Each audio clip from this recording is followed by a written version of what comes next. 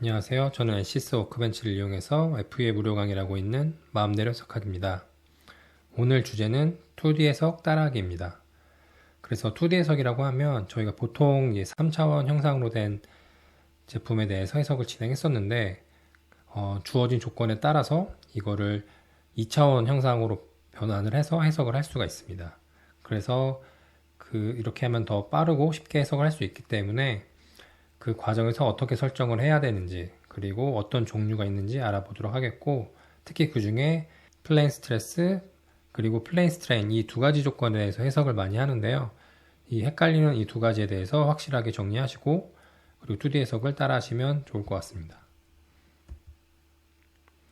그래서 2D 해석에 대해서 다시 한번 말씀드리면 특정 조건이 만족한다면 저희가 3차원 문제를 2차원 문제로 변환할 수가 있어요. 그 과정에서 3차원 형상에서 특정 단면을 잘라서 그 단면을 대표 형상으로 생각을 해서 해석을 진행하고요. 그 조건에 대해서 대표적으로 두 가지를 다루게 되는데, 하나는 플레인 스트레스고 다음은 플레인 스트레인입니다. 그래서 이 두 조건은 다시 말씀드리도록 하고, 이렇게 2D 어널리시스를 하면 장점으로는 아무래도 2차원 단면에 대한 해석을 하고 메쉬도 단면에 대해서만 짜기 때문에 해석 모델 크기가 크게 감소해요. 그렇기 때문에 해석 시간이 많이 단축되고 장점이 있습니다. 그리고 2차원을 풀다 보면은 이제 상대적으로 다루기가 좋아요. 이게 무슨 뜻이냐 하면, 이제 3차원을 하면 이 벌어지는 일들에 대해서 이 관계들이나 설정해줘야 되는 것들이 좀 헷갈릴 수가 있는데, 2D로 되어 있으면 한눈에 딱 보이고 되게 직관적이고, 그리고 3차원보다는 복잡도가 떨어지기 때문에 문제 해결하는 것도 더 장점이 많습니다. 많은 경우에 오히려 2D 해석을 먼저 하고 그 다음에 3D 해석으로 하는 경우도 있습니다. 이제 플레인 스트레스랑 플레인 스트레인이 어떻게 다른지 말씀드리려고 하는데요. 그래서 좌측을 먼저 보시면 이 플레인 스트레스에서 이렇게 브라켓 형상으로 된, 그리고 브라켓 형상이 위쪽에서 이렇게 하중을 받고 있는 상황을 나타내고 있고요.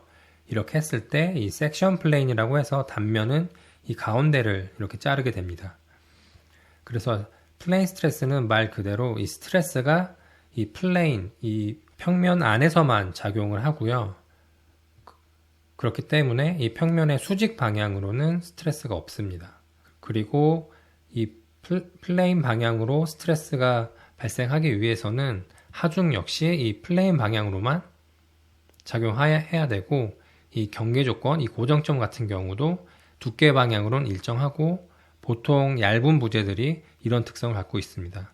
그래서 두께 방향으로는 스트레스가 없고, 이 평면, 이 좌표계를 보면 X와 Y 방향으로만 스트레스가 발생하고 있습니다.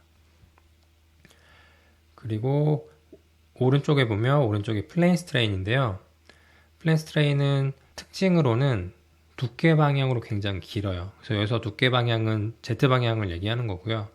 이 두께 방향은 길지만 일정한 단면을 가지고 긴 형상을 갖고 있고, 이렇게 섹션을 가운데 자른다고 하면 동일하게 스트레인이 이 플레인 내부 방향으로만 있고, 이 두께 방향으로는 스트레인이 없는 상황을 얘기합니다. 그래서 하중을 보는 것처럼 하중이 다 이 플레인 방향으로 일정한 단면 형상 이 방향으로만 하중이 작용하고 있고, 이 작용하는 하중이 이 두께 방향으로는 변하지 않아야 됩니다. 그래서 요거를 좀 더 심플하게 가져와 보면 오른쪽 같이 볼 수 있어요. 그래서 다시 반복해서 말씀드리면, 플레인 스트레스는 두께 방향으로 스트레스, 즉 Z 방향으로 스트레스가 없고, 이런 특성을 가지고 있는 제품은 뭐 브라켓이나 평판, 얇은 부재들이 이런 특성을 갖고 있습니다. 그리고 반면에 이 플레인 스트레인은 두께 방향으로 일단 굉장히 길고요. 그리고 일정한 단면을 갖고 저희가 이렇게 잘랐을 때 이 Z 방향, 이 수직 방향으로는 이 스트레인이 0입니다. 그래서 스트레스가 0이다, 스트레인이 0이다가 좀 헷갈릴 수가 있는데, 오히려 스트레스가 0인 거는 얇은 부재를 생각해서 이 평면 방향 땡기면은 수직 방향으로 스트레스가 안 생기는 걸 이제 이해하시기 좋으실 텐데, 스트레인이 0이다 이걸 이해하기 위해서는 좌측에 보이는 것처럼 이 길다란 이 두께 방향으로는 어떤 고정이 되어 있다고 생각하시면 돼요. 고정이 되어 있다면 이 Z 방향으로는 변형이 발생할 수 없죠. 근데 스트레인 변형률의 정의 자체가 원래 길이 대비 변형된 양을 가지고 스트레인을 구하게 되는데, 이렇게 Z방향으로 길이가 고정되어 있다면 스트레인은 0으로 나올 수밖에 없습니다. 플레인 스트레인에서는 Z방향으로 스트레인은 0이지만 스트레스는 발생할 수 있고요. 거꾸로 이 플레인 스트레스에서는 두께 방향 스트레스는 0이지만 두께 방향으로 스트레인은 발생할 수 있습니다.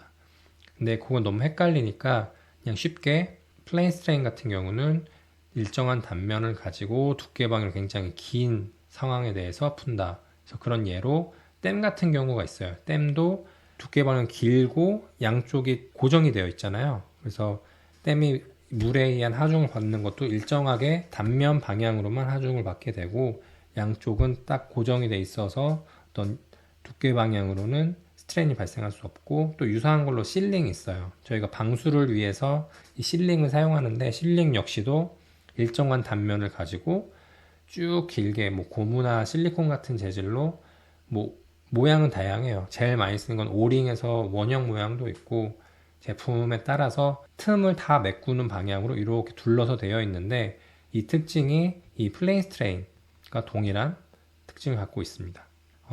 내가 이제 3D 제품에 대해서 해석을 해야 되는데, 가만히 보니까 두께가 굉장히 얇고 플러스 하중 역시도 이 평면 방향으로만 작용을 한다. 그러면은 이 플레인 스트레스 조건을 만족하기 때문에 이 단면을 잘라서 2D 해석을 하실 수 있고요. 그리고 내 제품을 봤는데 일정한 단면이 쭉 길게 두께 방향으로 긴 형상을 갖고 있으면, 실제로는 양쪽 끝단이 고정되어 있지 않더라도 충분히 길이가 길다면은 어느 정도 가정을 해서 중간 정도를 단면을 잘라서 해석을 해도 어느 정도 2D 특성을 만족해서 이 플레인 스트레인 조건을 줄 수가 있습니다. 그래서 이 2D 관련돼서 예제나 이런 것들 많이 보셨을 것 같은데, 그 이유는 수식도 좀 더 간단하고 우리 해석도 더 빠르기 때문에 이 2D로 많은 예제들이 있는 걸 알 수가 있습니다.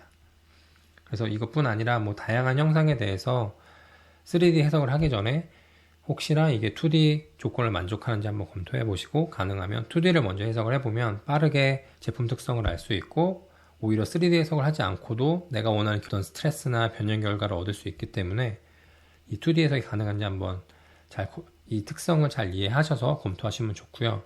이어서 이제 각각 플레인 스트레스와 플레인 스트레인을 어떻게 해석하면 되는지 보고 따라 하실 수 있게 실습을 해보도록 하겠습니다.